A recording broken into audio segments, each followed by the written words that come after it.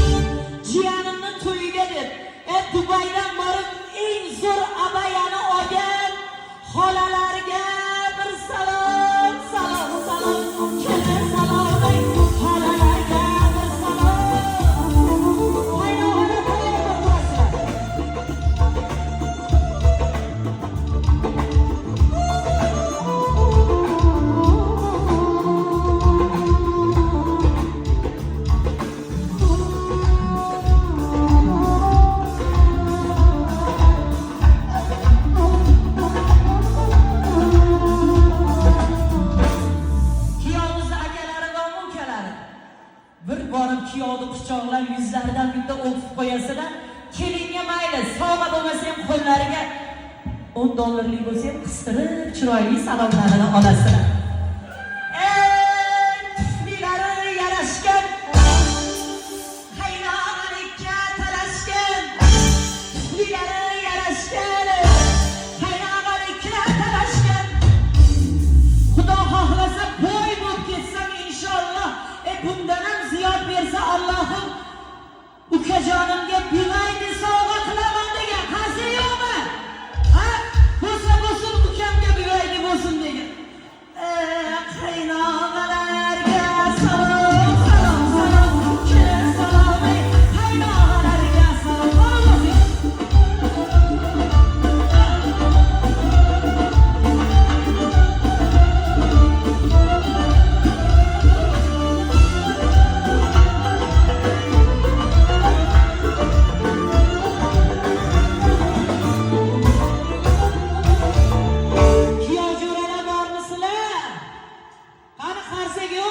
kuyov bolaga manga chalaydi.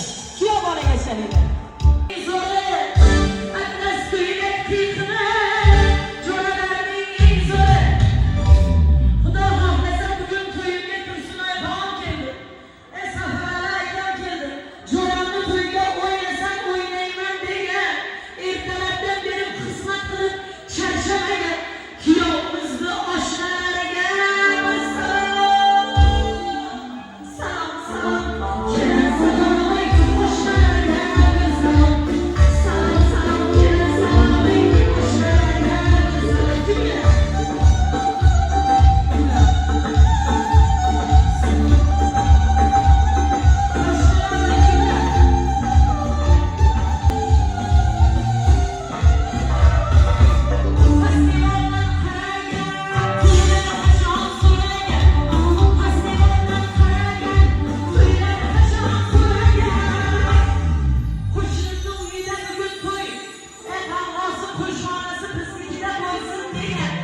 Should